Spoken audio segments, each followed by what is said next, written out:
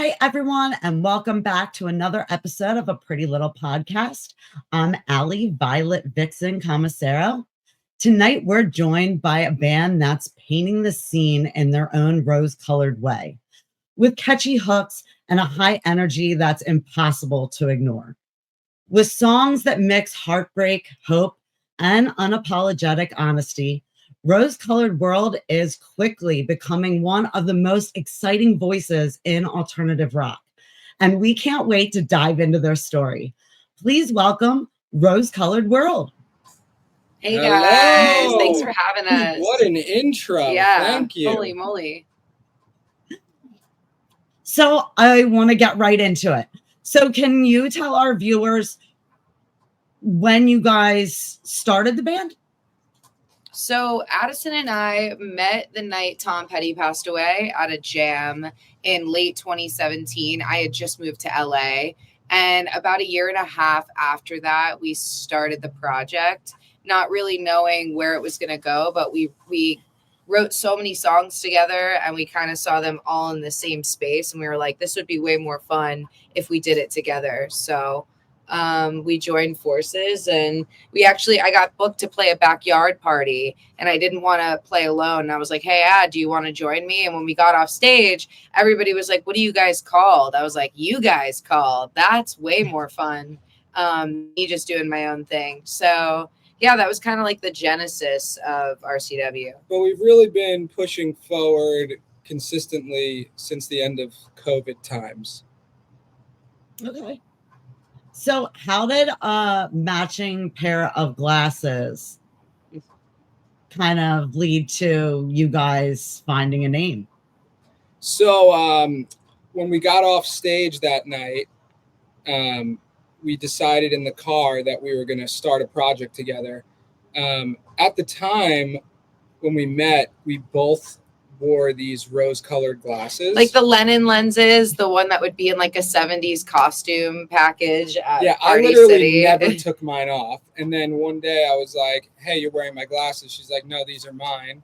So we were both wearing the glasses when we were in the car, and she said, what should we be called? And I said Rose-Colored World. And that's really how it got our name. So did you have like a moment when you realized that your collaboration was turning into a band?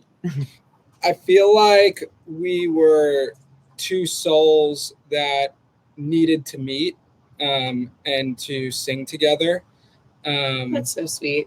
And it kind of just made sense when we were writing together and singing together. Obviously, through this journey, we've not perfected, because no one's perfect, but we've definitely gotten better at writing together, singing together, harmonizing together.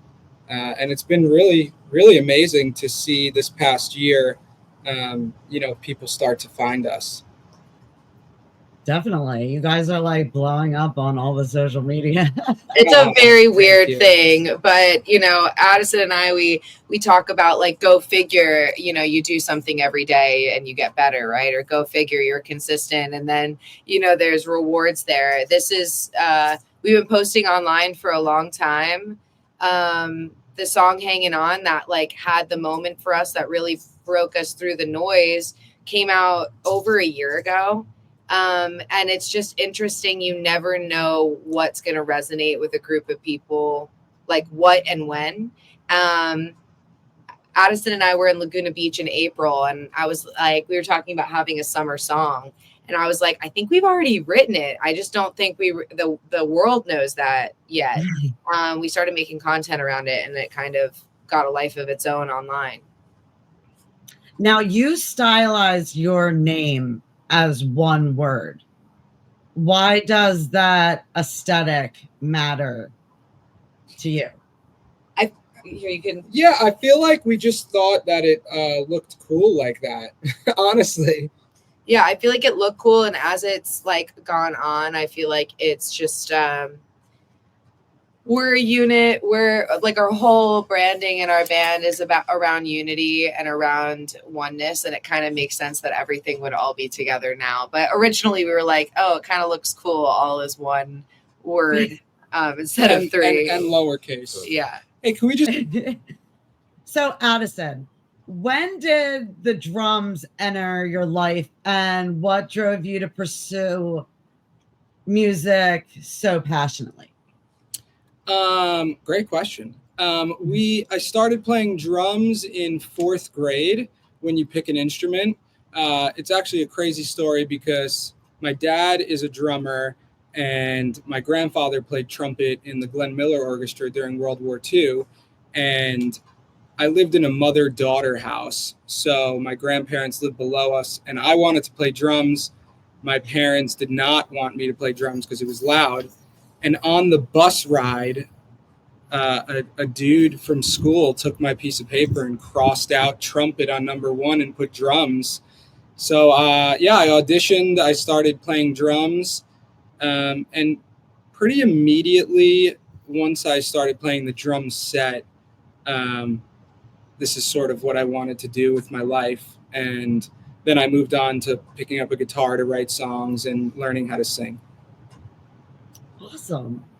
So, Rae, how did early songwriting on Post-it notes evolve into your current way of writing your songs?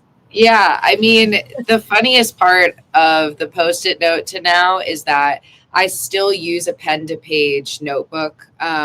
Not for every session, but I am constantly journaling and connecting from the pen to the page for my entire existence. I've loved words and I've always been the literal little emo girl, like, journaling and diarying, like my feelings and what's going on around me. And Addison is very melody man. Like, he writes the catchiest shit. So it's like, I feel like Ad kind of baits people in with his melodies, and then you actually stay for what is being, spoken about or sung about.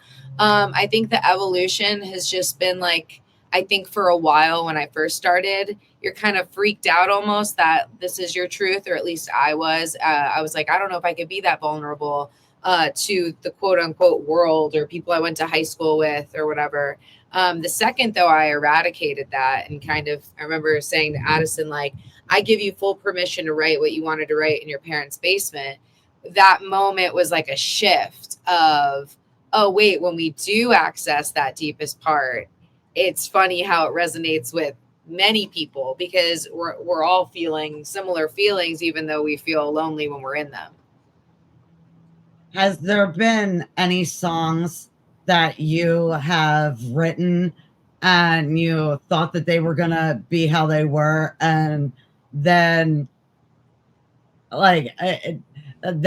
he hears it and he's like, yeah, almost every wait time. a second, let's switch all this around, and it becomes like a complete like mashup of the two of you?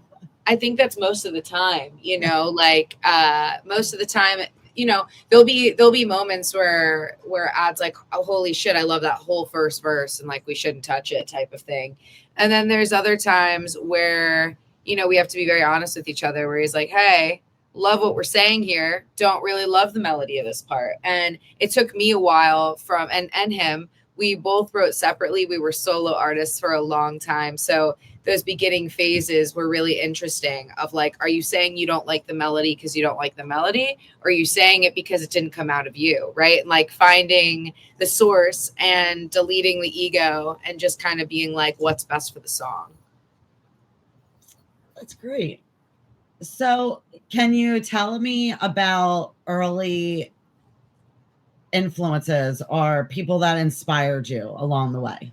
Yes. So for me, growing up, I was in a Beatles household. I would go to Beatlemania every year. Okay. I have to stop you right there. What Beatles era? Because so many people say Beatles. I need to know like the era. Yeah. So the most frequently played Beatles for me was like Meet the Beatles. The first was early Beatles for you. Early Beatles. When they first came to America, for sure. That was like the most music from them. But then the album Let It Be, I really resonated with, loved that. But it wasn't until, like, I loved music, I loved playing music when I heard that, but it wasn't until I, went to my first shows locally when I saw bands like Goldfinger, The Starting Line, Mest, Simple Plan, which is a crazy full circle because our next tour we're playing with Mest for 2 weeks, which is so crazy because I remember getting their autograph on a CD. But yeah, it was really the rise of pop punk, and being from Long Island, I saw Taking Back Sunday blow up, and I was just like, yeah, this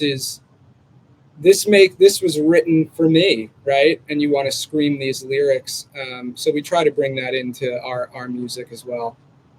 Is it wild that now you get to experience the fans screaming your lyrics? Yeah, it's been great. Like, this last tour we just got home from was the first tour that we went on since people, mass amount of people have been finding us. And to see them singing the words and telling us that these songs have gotten through, them through rough times, that's why we do it. That's why we're fans first, right? That's what these songs did to us. So, yeah, we're just trying to use our gifts and songs to help people feel less alone. Did you have any special that really impacted you fan encounters? Yeah, I mean, it was crazy because I feel like there was at least one major one in every city we played this tour, which is just a profound experience because as a fan first, I've experienced, a handful of those that stick with you and make you want to continue on. But there was this one fan in Chattanooga, and she opened up to us, and she said she lost someone in her family, and that one of our songs like helped get her through grieving. And like that's just a crazy, not crazy, but just like very meaningful personal connection to have with somebody I never got to meet, and that words and the melodies and the whatever it's it super does. Emotional to us when we're on stage singing, and during that song, she's crying, singing. I mean, Ray got off stage to hug her and sing with her, and it was beautiful. It's so like I could cry right here. I mean, it's really the why for me. That's like the biggest why is the human connection. And so now that it's happening with our own stuff, it's kind of unbelievable. So any other like awesome moments from the tour? Yeah, there was a lot of, I mean, Nashville was a party. There was a lot of homies there from a bunch of walks of life, and a bunch of new people in our rose-colored family that we got to meet. What was another surprising show? Pittsburgh was surprising. Pittsburgh was awesome. Yeah. It was a great tour. It was a quick one, 2 weeks, but on the road it feels like freaking 4 months. Wait, what were those sandwiches in Pittsburgh? Paradomi? Oh, Perdomi Brothers. Perdomi Brothers, maybe. Shout them out if I'm saying it right. We're probably saying it wrong, but they're like huge sandwiches with French fries on it. I said, once is good. They have funnel cake fries. Oh, that's amazing. I mean, next level. I mean, as you can tell, we love food here in this band. I'm Philly, so we have our cheesesteaks. Oh, we had some cheesesteaks. Wait, we're coming to Philly. We're coming to Philly, yeah. When are you coming to Philly? This fall. Like, where else are you headed? Because we're international, so where else are you headed? I mean, so we're doing like 2.5 weeks in Canada. So and we're playing Philly November 6th at Underground Arts. But yeah, we're playing like from Toronto to Winnipeg to Sacramento. I mean, we're starting like at the top of like west side of Canada, going all the way through the United States, and then finishing. Yeah, we'll be on the road 6 side. weeks. We'll be fucking everywhere, and we're excited as hell.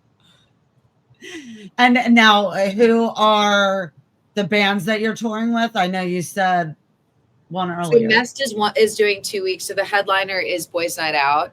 It's their, I believe, the 20th anniversary of Trainwreck Yeah, so us and Boys Night Out is on the whole tour. We're one of 3, and then direct support switches every 2 weeks between Mest, Spitalfield, and Have Mercy. Yeah. That's fun. Yeah, it's gonna be I'm really excited for this run for sure. I mean, all of them are veterans, you know, in the scene. So yeah, so we're home for 4 weeks, back out for 6, and then finish the new album that is halfway done right now. So what can you tell fans that they can anticipate about the new album? So the new album, we decided to, so everything up until this point that you've heard, we've made in our house. For the album, we decided to go to the woods in Atlanta, Georgia. Really like Alpharetta, because, you know, Atlanta is a major city, but Alpharetta, it's kind of deep in the woods. But we went with these 2 producers named Zach Odom and Kenneth Mount, who, you know, were responsible for Cartel, Chroma, all the Mayday Parades records, most of the new Paradox stuff that's coming out. And yeah, we went back to basics. We went to a real studio, tracked live drums, real amps, real guitars. Everything you hear was made with our hands or with Zach and Ken's hands in the studio, or our drummer. Fucking massive. Yeah, it's we went back to the beginning. You know, there's so much conversation with how music is being made right now, and I was like, let's swing the other way with the pendulum and take it back to why we started. Yeah, just because you can make music in your bedroom doesn't mean for us that it should be, and we had to do that until this point, you know. But now we're in a position where we could do that, and it feels really great. Well, until the new album comes out, what song would you tell fans if they're listening to you for the first time that they got to listen to? You know, it's funny because the song I would pick wouldn't be the one that is doing the best. So, but I feel like Hanging On by a Thread I love that song, and I think a lot of people like that, but I think either Cold Day in Hell or Spit Me Out. I would say Hanging On by a Thread, just because. Me too. What was I thinking? Just because it obviously has something in it that makes people want to keep listening, and that's what we really want. Did you find us from that song? What? Did you find us from that song? No. I found you from Cold Day in Hell. Okay. Nice. I actually, I was going through, I wanted to totally switch it up. So I decided I was going to go on YouTube, and all the bands that I love that I came across, I looked in their suggested, and I'm like, I'm going to find some badass bands. Hell yeah. I love that. And I came across that song, and I was like, oh my God. And then I came across, what was the next one? It might have been Hanging On by a Thread, or I'm blanking right this second.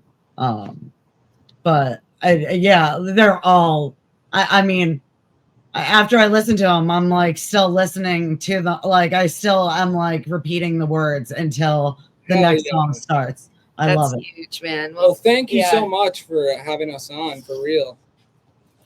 Definitely. So what are some other things that fans can look forward to with the new album? You're going to release it online. Are you guys doing vinyls? Are you releasing special tracks to fans? So there's going to definitely be some singles. It won't just be here's the album, you know. We'll definitely have some singles coming out, most likely towards the end of this year. Okay. We're definitely going to have vinyls. We haven't announced who yet, but we just did sign a new record deal. So we have a new partner we're very excited about. So it's super new, so we'll be diving into that this coming week and getting a game plan together. Fun. So what can fans anticipate from the upcoming tour? I mean, definitely there'll be an unreleased song on this run, at least one from the new album that we're going to play live, because I feel like the best way to test anything is on the road and on the stage and seeing how it organically hits people. And also just a fuck ton of energy. I mean, our sets are not extremely long, but they're mighty and they pack a punch. And, you know, hello? Let's go. Oh, I didn't know what was going on. I thought you were, I thought you were teasing out. But yeah, I feel like I'm used to it from watching your TikToks. I literally was like, "Are you good?" Yeah, a lot of energy, and it's gonna be a sick lineup. Get ready to have a good time for sure. Yeah, this is definitely like a next step up for us for touring, and we're just super thankful and grateful and excited. And I think it's 32 shows, so in 6 weeks. So how would you say, and like, I know you can't go through every little bit, but like, what would you say are some of the like big ways that you evolved since your early tracks, like Walking on the Sun? Wow. I think the biggest thing is just we played so many shows. So we then bring that energy into the studio, and then we know what feels really good on stage. And I think like anything else, just doing it, right? Yeah, I also think Walking on the Sun was pre-COVID. And I do think that time of life that we all trauma bonded through shifted every person that I know personally, for better or for worse. It was kind of like, for us, it was this space of discovery to kind of figure out what did we want to say now that the world felt like this, and now that we had gone through what we had gone through, it separately and together, like what do we want to be as artists. And there was this giant shift when we got really honest about what we wanted to put out there, where I think pre-COVID it was a little more whimsical, a little more playful. It felt different. I think the heartbeat of the world felt different than it does now, and you can kind of hear that sonically from then to now. Musically, I just think the new stuff is a bit elevated as far as how it was recorded, and I think we had 15 songs to get to the first 5 or 20. Mm-hmm. When before it was, when it was just Ray and I, it was like single every other month with a music video. You did it for a year and a half. Yeah, it was a we're lot. gonna get into that next. It's and really Spit Me cool. Out was the other one that I had come across in that. Yeah, that was a special one. Spit Me Out was the first song we did where we didn't produce it. We worked with a really talented producer named Hiram Hernandez, and we did it in one day, and we love it. Really? Yeah, it's a great song. I feel like some of the best songs were done in one day. Like they just like the artist just goes in there, like does their thing, bada bing, bada boom, bam, masterpiece. I feel like a lot of them. Well, I do agree with you, but I think the reason why is you're kind of, I call it like connecting to the mothership, or you have your antenna or whatever, and you're kind of just in your flow state. You're not judging it. You're not beating it. You're just kind of going, okay, this is coming through. I mean, Hanging On kind of happened similarly, like that whole kind of hook, catchy thing happened out of nowhere. I was about to start a workout, and I had to grab my voice memo notes, and I just it was like ving, and then I showed Ad, and he like totally built it out, and then changed this, changed that, and then we left the bridge open because we didn't want to almost like ruin it. It was like so much magic. We were like, let's stop here, and we sent it to Tom Denny, who co-founded the band A Day to Remember, and he's the one who co-produced that song and kind of built out the bridge musically. So yeah, that one was just crazy because when we released that song, it was like a slow burn. Well, it was also a slow burn. So we released that song the first day of our first major national international tour. So we were not prepared really of like backlogging, content or You guys do good with that then. yeah, we literally were like, here's the single, let's survive the road for 2 months in an RV that kept breaking, you know? So it was kind of like we put it out and wanted it to do this thing without kind of being able to feed the machine, because we were trying to, you know, just play on the road and stay healthy. And then it was this spring that started, and I was like, oh, it starts to feel like summertime. We have a summer song, and that was really it was a year later. The blast off of it. I think it had like, I don't know, 20,000 streams, and now it has like over a quarter million. Yeah, which is amazing. In like a few months. Crazy. And how is that? I know, like, not that mine is like anywhere near yours, but like, I know that people are starting to notice me from TikTok, and I'm like, okay, like it's starting, but like, how is it like to have, because TikTok, I feel like moves so much quicker than the others. I mean, like you go live on TikTok and it's like boom, boom, boom, boom, boom, boom, boom.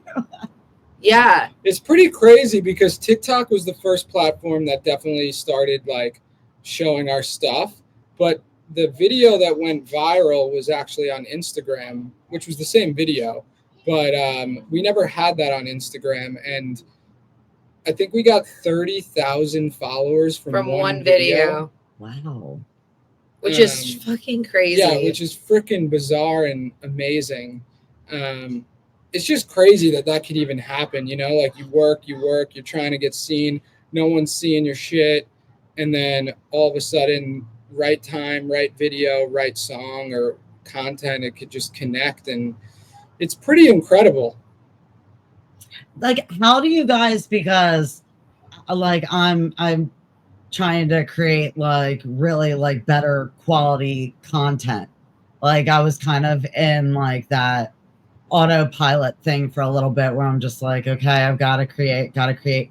You guys kind of seem to always have just fun, exciting content. How do you guys keep it fresh? Well, I think first off, you know, you see what's working, right? And then you double down on that. I think that's the first thing. But number two, we really batch content a lot. So especially with Hanging On, once we saw what was working, we were like, let's do a lot that's similar to this in different spaces. But, you know, I much rather bring a few shirts and jackets and things in my car and us kind of change. And also, like, I think being in joy with it as much as you can be, instead of like how, you know, you were even saying like, autopilot, like I have to get this done because it's part of my to-do list. And it's something that if I don't do, people won't see me, instead of like, oh, you know, we've had to reframe of like, we get to do this thing. We don't have to, you know, take 3 flights to go to a space to record this. You know, we can do it in the middle of the street. We can do it in our space. We could do it in our studio. And just try to stay as excited as possible. And it's easier to stay excited when you know more eyes are on it. I think the beginning is the hardest when you're like, fuck, is anybody going to see this? And I edited it for this long, you know? I think the biggest piece of advice I tell anyone is don't get so caught up in the creation of it. Like, figure out the lowest hanging fruit that's the easiest to maintain, because I've seen so many artists burn out because they put so much into a few pieces of content and then they don't get the results and they're like, oh, well, I guess it just doesn't work. When like for us, the thing that works is super simple, right? We put a camera on a tripod, we do a slow push in and we sing our song. And obviously we have other content besides that, but like it's super simple. So like, yeah, if a video doesn't go massive, it's not the end of the world either. The thing I love about your music, and we're on like what 3 years of doing this show, and I hear a lot of music on the regular. I love the way that you guys kind of show that vulnerability, but it's also like punk rock is shit, and like you kind of want to like just kind of like go at it and like bounce around, and like you feel that like kind of like Warped Tour, just have fun with it vibe. Hell yeah. I'm so glad it gives you that, because you're picking up what we're putting down for sure. I mean, like I kind of was saying, I grew up in Long Island, like so in the scene where it was birthed. I grew up in South Florida, where we also had bands like Dashboard, Confessional, Hey Monday, Day to Remember. Yeah, you never got to answer. Yeah, I want to hear Yeah. your own And so too. it's like when we both on our coast had the scene come out, we kind of naturally, it's kind of in how we write. Yeah, and the lyrics to those songs were so emotional. And I think we came to a point, I remember we spoke about it. It was like, the only way that we want to write music is by telling our story, right, of our human experience. And so many people relate to that because it's what we all go through all the time. Yeah. No, I mean, no one's safe, right, from grief, loss, joy. Yeah. Like literally no one is immune to any of those things. And so when you realize that, oops, sorry, there's a bug that's just attacking us. When you realize that we're all way more similar than we are different. And Fucking fly. that unity, that vulnerability creates that unity, and I think that's contagious.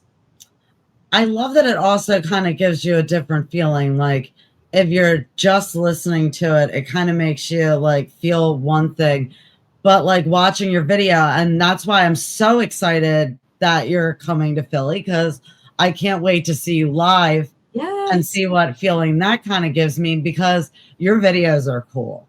Like, thank you. What was your favorite video to do? As far as music video, I feel like the most fun was for a song called Bloodbath. Okay. Ray and I really wanted to like feel like Matrix assassin vibes. And it was a lot of fun. We did it ourselves. We co-directed with our friend Adam Tepfer, and we hired some fight coordinators. We did it in one day, which was insane because we couldn't afford 2 days, but we made it happen. What other video did you like? I loved that one. I really liked Cold Day in Hell. We were in this like old Victorian house out in Riverside. That's definitely haunted, and it was just really fun to shoot in. And I felt like I got to live like my almost like emo girl dream. That our stylist made this like floor length, really fun dress, and I'm like running in this old whimsical house in this dress, and I was like, this is what dreams are made of, baby. This is really cool. That was really fun. And yeah, we love hearing Easter eggs. So any Easter eggs that you can give us from any of the videos that people can go back and look for? Yeah, that could be cool. Well, for the next set of videos, we're thinking about leading one into the other. So that should be cool to do. Now, is this your first time of kind of having them flow into each other in that way? Yeah. Yeah, we kind of were talking about it, and we're like, how cool would it be like once we are like, these are, we wrote a ton and we have half the record done, but once we're like, okay, these are the singles, if we had them kind of all go into a through narrative where when one ends, the other would pick up. I feel like that could be super fun. I feel like it would be really cool if you did like almost at like a storybook and had them in chapters. Oh yeah, that's kind of cool I too. love that idea. Very like MCR, old MCR. I feel like. You heard you get a third. Yeah. So let's talk about merch and different stuff like with your tour. Yeah, and you said tour buses. We got to hear a little bit about that and like stuff that happened. Yeah, so last year we had a beautiful RV. Unfortunately, it kept breaking down. But Ray's dad was our driver, so he drove 17,000 miles by himself. He's a trooper, which was insane. The generator turned off like when it was 107 degrees outside, so that sucked. Even hotter. I mean, it was crazy. The tour started in Virginia, and we're LA based, and we didn't, learn this lesson yet that you got to fly in for something that far, because otherwise you burn yourself out. I mean, we traveled for like 5 or 6 days just to start the run. And by that time, the RV was already breaking down, you know, before we even had the first show. By show 1 of 30. So, you know, it was a very hot summer. But if you're going to do that, you've got to literally make friends all the way along the way. Like you've got to have friends. Like, and we do, man. We do. And we have them now. But even then, you know, it was just like this huge rig. And it was funny. We broke down again in Canada. And this guy, Sean, from Camper's Corner. Shout out Camper's Corner. He drove us to the show in his minivan. Actually, we drove his minivan. He doesn't like to drive in the city. So we drove his minivan with him in it 2.5 hours to Toronto. And that's awesome. And then my dad picked us up in the RV. But yeah, I mean, what a adventure. We didn't miss a show. And there's a lot of that. We're told a lot of bands would have missed that show, but not us. So what was the best show for each of you, and what was the most disaster? And you don't have to say where, but what happened? I think the best show for me, I really loved playing Fort Worth, Texas last fall. There were just so many people there singing our lyrics. My favorite show ever in the world of us playing was at the Wiltern opening for the Used, for sure. I mean, it was sold out. Yeah. I mean, it was literally like 2,500 people. Yeah, that was in May, and it was an insane experience. Like, I felt like I was like watching it outside of my own body, but I was fully performing. And so it was a really magical, amazing thing. Their fans are incredible. Their team is incredible. They put on such a show. And Bert was such an inspiration to me. So to play a show, I mean, we got to play with Sum 41 and the Used in a calendar year, and that was just a dream come true. Freaking insane. Yeah, we also got to play with Set It Off. That was cool. No Offense. We did a Chain Reaction show with him. I mean, you're playing with some really fun bands. It's been crazy. It's been such a blessing to be able to do it. On the road, I really loved playing the Bluebird Theater. In Denver? In Denver. Nobody told us about altitude, though, so we were all wondering why we couldn't breathe on stage. I just thought I didn't hydrate enough, and then I realized I also worked out. That was even crazier. I worked out that morning on the elliptical in Denver, and was like, why do I feel winded? And then I realized the altitude totally changes. Yeah, I like sang my first high note, and I was like, what the hell is going on? What the helly? How were you able to adjust it? We just got through it. Man, we drank water, but next time this fall, I'm going to get they have the cans of oxygen that you can keep side stage. I bet that was a rough sound check. The sound check was fine. It was the show. Yeah, once the adrenaline was going, and I just kept looking back at our drummer, and he just kept being like, water. I don't know what's going on. Oh no. So you play with some pretty big ones, but is there anybody that is still on the bucket list that you would like to collab with, or yes, share the stage with? Youngblood. We saw him last night at the Palladium, and it was fucking amazing. Flawless show, start to finish. Captivated everybody. Sounded fucking amazing. Whole band is tight. Songwriting is next level. He really deserves everything that's coming his way. I would love bucket list. Would love to open for Green Day for sure. I was gonna say that. You said Youngblood, so I did the Green Day one. Yeah, definitely Green Day. I'd love to play a show with Taking Back Sunday just because I loved them so much growing up. Simple Plan for sure would be huge. Oh, Simple Plan was my favorite band, and when we went viral with Hanging On, Pierre, the singer, and Seb, the guitarist, both followed us, and I was hooked. He literally was running around the yard. It was very cute.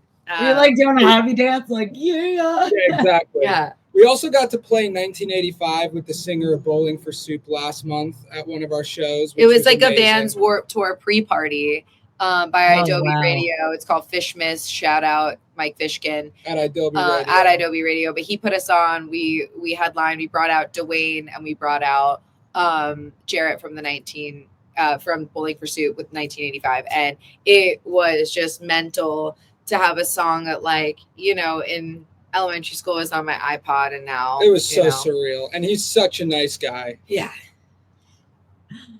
Oh my God, that would be a pretty amazing show. It was crazy. We brought him out as the finale. I would love to see you guys playing with them. Yeah. Doesn't she talk like my sister? You actually sound so much like my sister. It's kind of in a good way, but like it's kind of freaking me out. She's in Detroit. Maybe it's funny because I have people tell me that I sound like Alex from Orange is the New Black. Oh yeah, I could see that. That's the one I usually get the most. And then I get like every once in a while someone will say like someone raspy. I got like Miley Cyrus every once in a while. Oh yeah, okay, I can hear that. It's crazy. Like, yeah, if you had asked me years ago, like, would I ever have like a talk show? I would have been like, yeah, right. Like, for so long, I was like, I hate my voice. And then I started talking, and people were just like, wow, like, you have a really cool voice. And kind of went from there. I was on a live show and then started doing my own. And now I'm used to it. Now I'm like, okay, yeah, it's okay. No, congratulations. Yeah. It's not easy to bring something to life and then be consistent. You got a great voice. You got a great look at this design. Yeah. You put our logo right there. It's beautiful. Oh yeah, all your info's running on the bottom. Yeah, very professional. I love that little touch. That's great. So when is the next single? Do you guys have any idea when? I would say we're hoping within the next 2 months. Okay. That sounds about right. I have a feeling before we jet for the next run, we'll probably have some of the, at least the first single kind of mapped out. But yeah, we're about to start with this new signing, and a lot will be revealed shortly. Now, do you kind of have an idea for where you want to take the music videos with this? With the new... We sort of have we started envisioning what the worlds may feel like, but instead of us directing these, we'd like to reach out to some directors that we really like and have them send us some treatment ideas to see what that is. Instead, we're trying to be more, we are trying to delegate more instead of... Okay, who's your dream director? Who would you like? This girl, Malia, that Addison worked with. Yeah, so she did a bunch of Red Hot Chili Peppers videos. She's incredible. I'm spacing on her last name right now. But she's insane. She did a lot of the new stuff, and my jaw was on the ground when I saw these videos. I mean, I'm a huge Chili Peppers fan, but I was just like, this is next level. It totally... it gives you the same feeling of seeing them live, but the visuals are just stunning. And I feel like for a couple of the singles, it would be crazy, at least for one, to work with her if it aligns. Oh yeah, it would be awesome.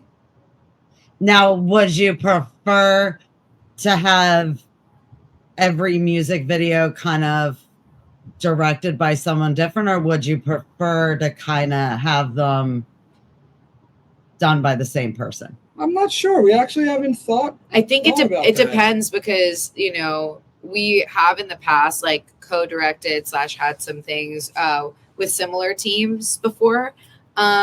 It's more if the vibe is there and the workflow is great, and it's like, if it's not broken, why try to fix it? It's just more for us. Like, we've never done a full length record from scratch. We've never been at this tier getting signed. All of these things are new, and so we're just trying to work with other people who are geniuses at what they do and trust them, and kind of learn to delegate, and also learn when not to be like, hey, we really need to sit in the editing room with this person today, because we want it to still always feel like us. We just don't want to wear every single hat. So we burn out, and then you guys don't see us on tour and are like, where are they? And it's like, well, we did so much that we forgot that we're human. It was just like us producing everything.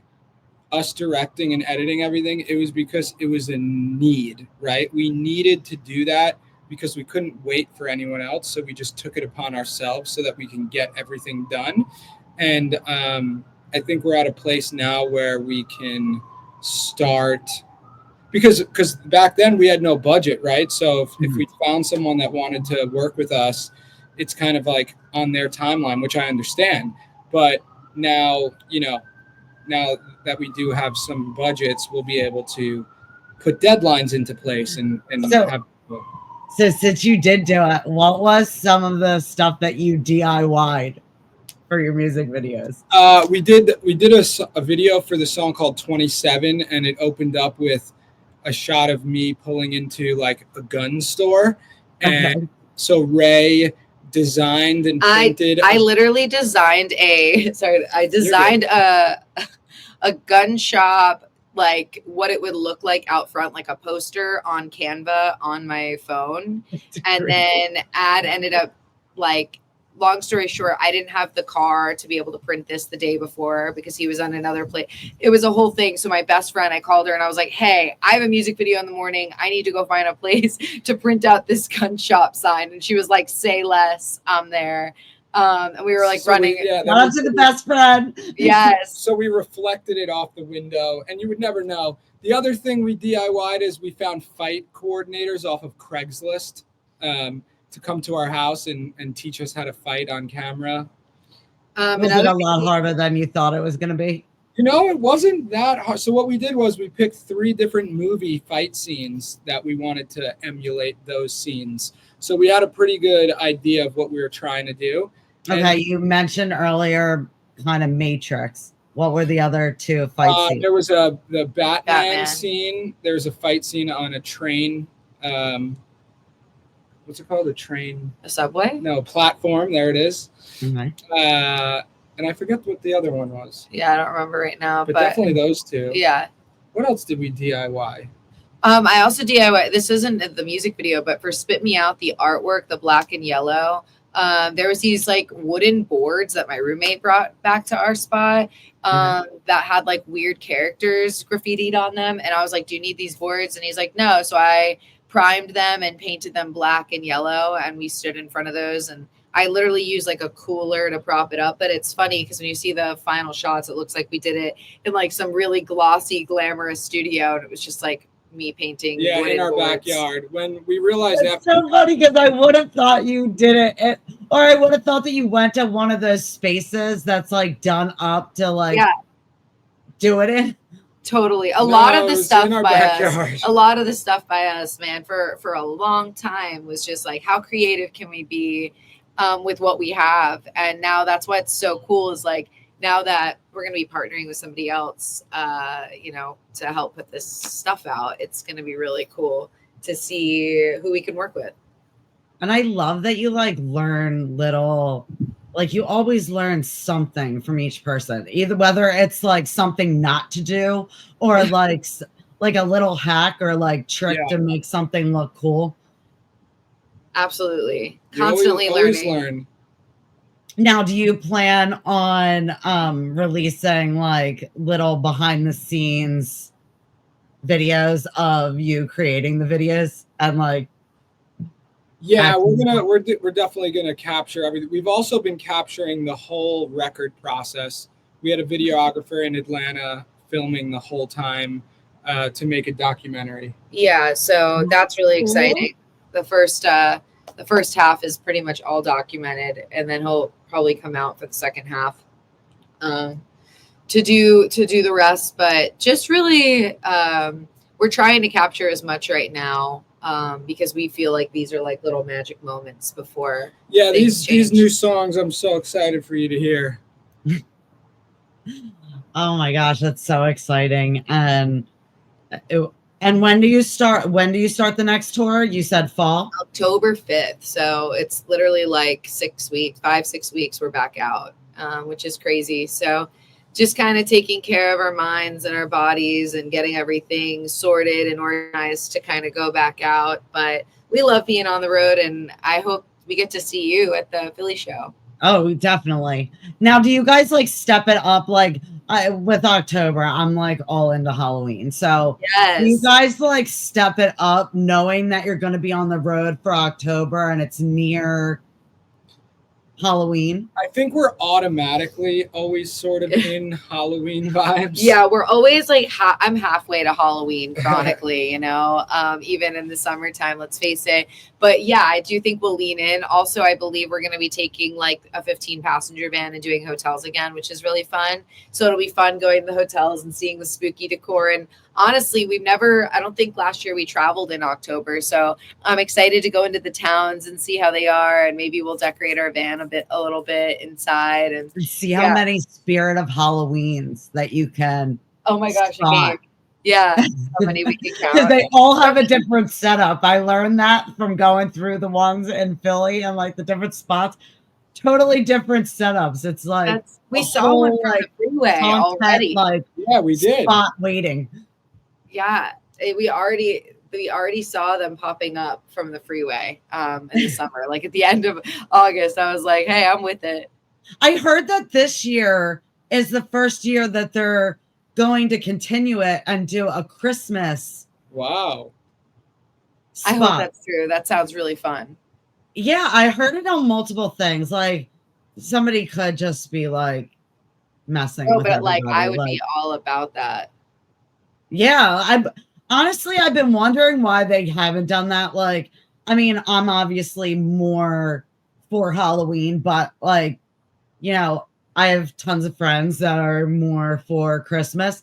I've been wondering why they wouldn't do that because there's really nowhere to go other than like we have a spot that's like a couple hours away, but that's exciting.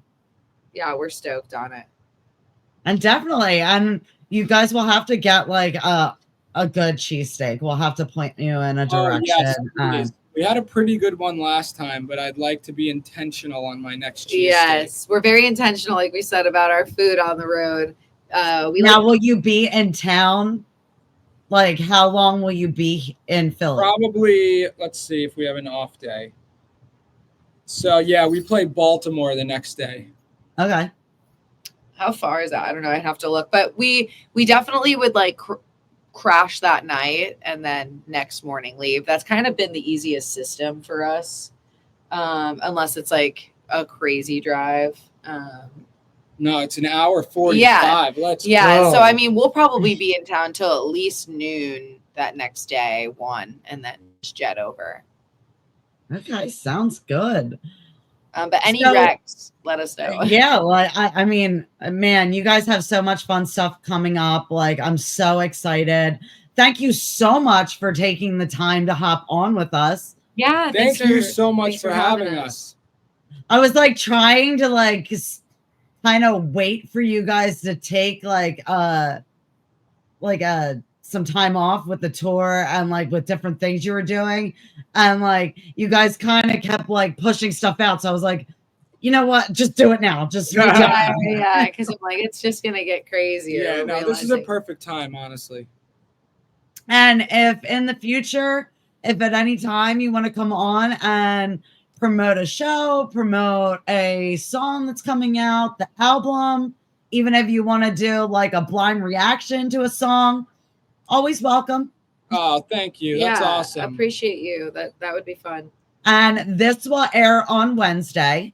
Perfect. And we will send you a little media kit and everything. So we make it real easy. Appreciate you. And thank you so much. I really appreciate it. And I can't wait to hear you guys live. And everybody, make sure that you go on and follow Rose Colored World because they're constantly dropping stuff. And with the new tour, they're hitting up a lot of spots. Like you said, 2 weeks? 6 weeks. Yeah. 6 weeks. Yeah, 6 weeks. They're hitting up a lot of spots. So go on, find out if they're coming to a city near you. Thanks, guys. Thank you so much for having us. Appreciate you. Thanks, everyone, for tuning in. Until next week. Bye.